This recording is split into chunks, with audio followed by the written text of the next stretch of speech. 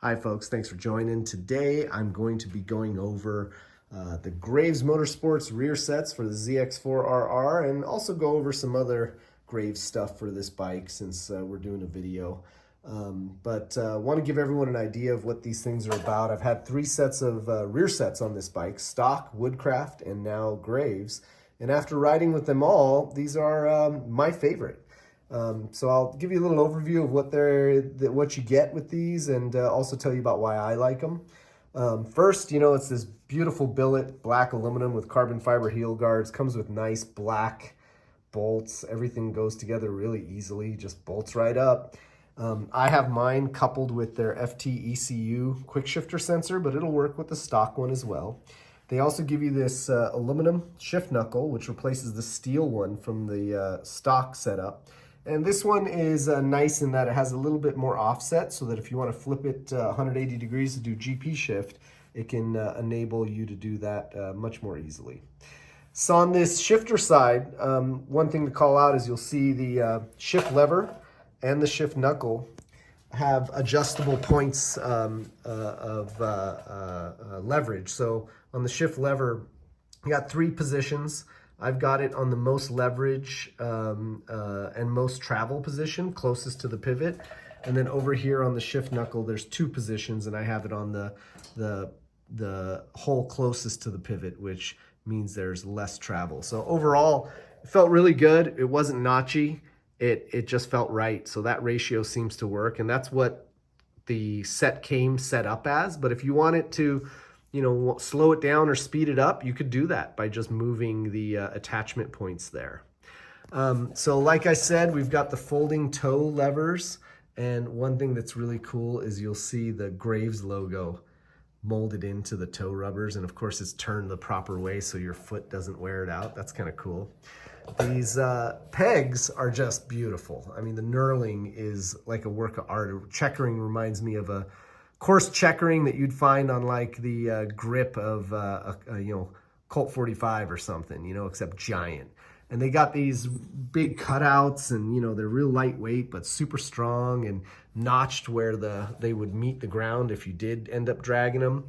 One thing I did is I'm starting to replace all of the hardware with titanium, so you do just get black hardware with this when you do buy it. So but I just like the aesthetics and weight savings of titanium, so that's what I do. So another thing to call out here is this setup with the FT ECU sensor completely eliminates all the slop from the stock setup. I mean, this thing, for every millimeter you move it, all of that input goes straight to the shift shaft here.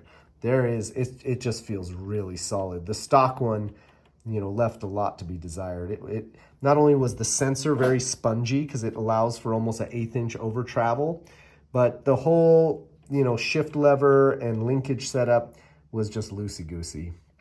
So another thing I want to talk about here is you see this left heel guard. It's shaped different than the right one that swoops up. And the reason why the left one is shaped like this gives you access to the shock. So really, really nice bit of thought went into this one. I love the form and function of these rear sets. So you'll see the rear sets are adjustable up, down, left, and right, forward and aft. And one thing that I love about these over others is that as you move the peg into different positions, the relationship between the peg and the shift lever does not change. You can move it all around and you're not gonna have to worry about the distance from your heel to the toe. And it starts getting wonky when you start moving the peg but leaving the shift lever there, which is what I had with the Woodcraft. So let's go over to the other side and show you on the brake side what we're working with. And wow, look at this. It's just beautiful the way it all kind of works together and dovetails together. The heel guard is right next to their carbon fiber hanger for the high mount. You'll see again, same quality of work, nice tool paths, good machining, folding toe levers. They give you a Heim joint that mates with the stock master cylinder. Everything bolted right up and went right back into the stock areas. The hose for the brake reservoir, because the rear sets are a little higher, it's bent a little more, but that's no big deal. I'm probably gonna eliminate this reservoir completely anyways myself. I'm just gonna put a tube with a plug in the end. And another thing to note is these beautiful pegs are quickly removable. You remove one bolt and they rotate. You can set the position. You know, it doesn't really matter where you set them in terms of rotation, but it's just a nice touch to be able to clock those exactly as you see fit. So that's it for the pegs. They're wonderful. I think they're the best ones I've seen so far, and I'm really happy with them. They're not going to be coming off my bike anytime soon. Other Graves items basically on this bike, if we start here, we've got frame sliders. I've got inside the frame sliders, you can barely see it there, that black spacer, lightweight engine mounts. There's 3 of them that go there. I also have the captive wheel spacers, which are in the front and the rear. We've got the Graves valve stems, which are 90-degree in metal. Those are really nice. I also elected to get the handlebars, the clip-ons from Graves. And of course I have the Bitubo suspension, which is just absolutely amazing. I highly recommend it. Wow, best upgrade I did to the bike was this Bitubo suspension from Graves Motorsports. Let's see here, what else? I did put a Works radiator cap. You can't really see that. The throttle tube, there's the tank grip set, which I really like. Of course, the graphics kit, all the graphics here is only $300 from Graves, and you know, it's really beautiful. It's got a lot of nice touches that go all over the whole bike and really dress it up compared to the stock setup. And you know, all of the race bike livery, which is normally thousands of dollars in a paint job, you can get for just $300. It's pretty cool. Let's see, what else do we have? The brake lever guard, of course. I forgot to show you guys that. There we go. It's a nice little piece of kit. And also the, high mount titanium full exhaust. That's a really, really integral part of the bike, gaining a lot of power and losing a lot of weight. Let's see here. Other Graves items are, I think that's it. Oh, I've got the velocity stacks in there, in the airbox, the DNA air filter. And that's about it, except for one more, my favorite. I almost forgot it. The engine cover, this billet engine cover. Look at these tool paths. You can't really appreciate it, but there's a beautiful piece of billet aluminum in there, which I just absolutely, I think it's just a work of art. So other fun stuff I've done to this bike is carbon fiber chain guard, carbon fiber sprocket guard. I did put a belly pan on there, carbon fiber as well, bolts right in.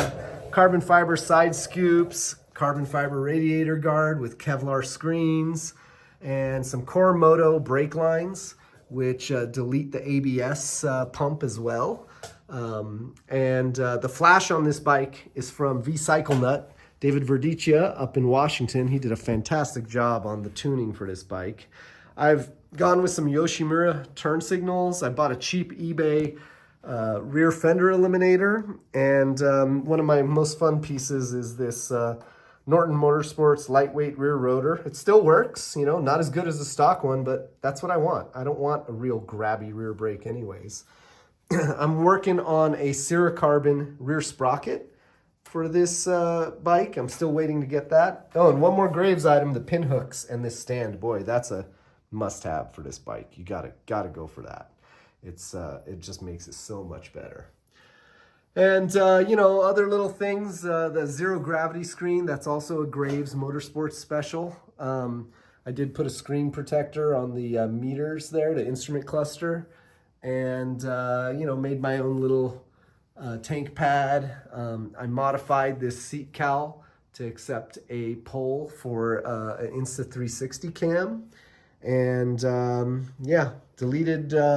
deleted some of the weight off this bike, trying to get it lightweight. And there is some bling. Got Yoshimura oil cap. I got Yoshimura oil steering nut, titanium fasteners throughout. We're going to continue to change the titanium out for taking away the steel.